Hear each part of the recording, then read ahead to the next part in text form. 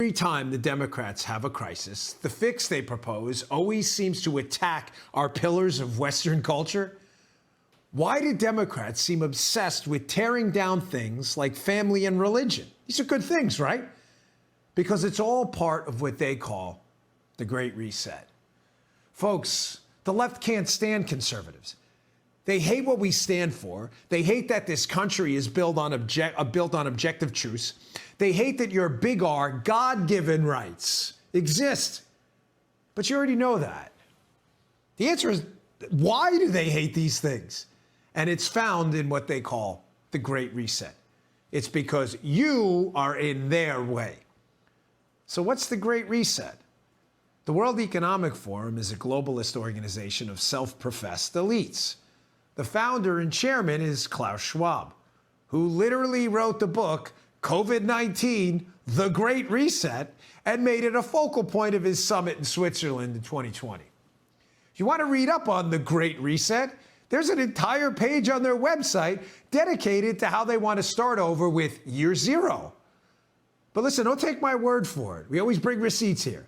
Here's Schwab singing the praises of Communist President Xi Jinping of China at his summit last year. Polarization has created the age of disagreement, which threatens to derail humanity. Now, we must come together to ensure that we capture the moment and move into the age of collaboration to build a better world. Mr. President, I believe this is the best time to reset our policies and to work jointly for a peaceful and prosperous world. So what does this have to do with Democrats? Because in order to reset the world, liberals must first get rid of the old one. And that's why they constantly attack religion and family. The real power struggle here, folks, is between objective truths and the absolute power of the state. The family and religion are competition for the state and the left. And there's nothing they hate more than competition and a meritocracy. Let's start with religion. For centuries, but especially in America, religion's been the bedrock of society. Here's Jordan Peterson explaining exactly that to Joe Rogan. If categories dissolve, especially fundamental ones, the culture is dissolving because the culture is a structure of category. Roughly speaking, we have a bedrock of agreement. That's the Bible, by the way. It's that the Bible is the precondition for the manifestation of truth, which makes it way more true than just true. It's a whole different kind of truth. In short, we get our objective truths from religion. That's competition for the state, so Democrats have to attack it at every opportunity. Again, they want to wipe out the competition.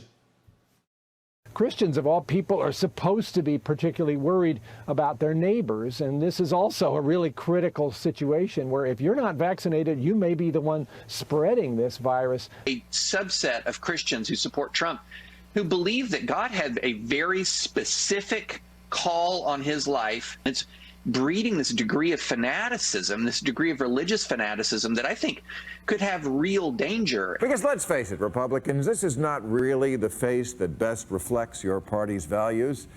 This is. Remember back in 2012 when Democrats took a vote to reintroduce the word God in the language of their platform? It barely passed. Listen to the boos. It's adopted. And the platform has been amended as shown on the screen. Thank you very much. Then there's the nuclear family.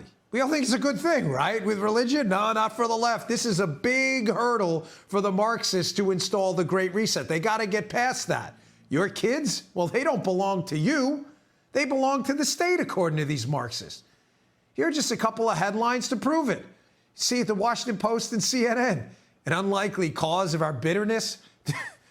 The nuclear family. These are real headlines. They can't stand this. It's in their way. You can see these headlines right there. The left is dedicated to using every possible means to tear our nuclear family apart. To do this, they create a divide between the children and their old and outdated parents, so that the kids will voluntarily dissociate with their family values while the state's in complete control of their education. They hate competition. And once you see this, Once you recognize it, you'll see it everywhere. You can't unsee it. It's in the BLM movement, the LGBTQ activist movement, education, and politics. Progress. It's the reason that your grandparents' views are better not spoken in public.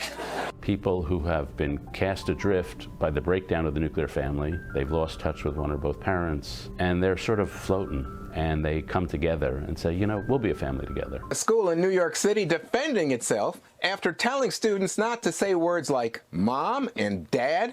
Apparently they think it could be offensive. Instead of mom and dad, say grown-ups, folks, or family. Yeah, I've stopped the bill that I don't think parents should be telling schools what they should teach. The Chicago Teachers Union saying out loud, by the way, that your kids belong to them. We see it. It's right there. They're telling us who they are. Believe them. And here's Education Secretary Miguel Cardona echoing the World Economic Forum's talking points just days ago. We can't lose this moment.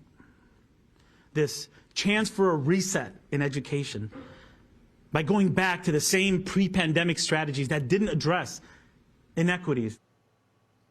Listen, I get it. There are skeptics who could possibly doubt what I'm telling you is true, despite the evidence being everywhere. So how do I know we're right here? I just listen to the left, especially when they tell us, as I just said, exactly what they're doing and what they're going to do. They are who we think they are. Like using the pandemic to take your freedoms so that the state can be in charge of giving those said freedoms back to you. And we have a very narrow window to tie reopening policy to vaccination status. Because otherwise, if everything is reopened, then what's the carrot going to be? How are we going to incentivize people to actually get the vaccine? So that's why I think the CDC and the Biden administration needs to come out a lot bolder and say, if you're vaccinated, you can do all these things. Here are all these freedoms that you have. You catch it? Did you catch it? She says the state grants our freedoms, not by God or anything like that. This is a state thing, is it? But listen, it's not all bad news. Here's one of the so-called elites themselves at the World Economic Forum a couple of months ago, admitting that most people just don't trust them. The good news is the elite across the world trust each other more and more, so we can come together and design and do beautiful things together. The bad news is that in every single country they were polling, the majority of people trusted that elite less. Folks, you know how to tell when conservatives are right over the target with the Great Reset, Year Zero, this war on family and religion?